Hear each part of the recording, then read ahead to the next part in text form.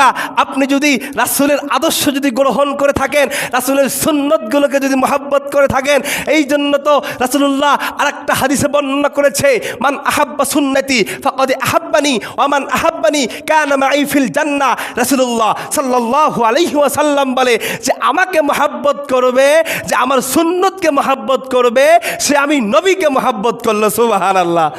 আর যে আমি আমার সুন্নত, যে আমি নবীকে মহব্বত করলো, ওমান কানা মাই ফিল জান্নাহ, সেই উম্মতকে আমি নিয়ে নিজেই জান্নাতে যাব। সুবহানাল্লাহ।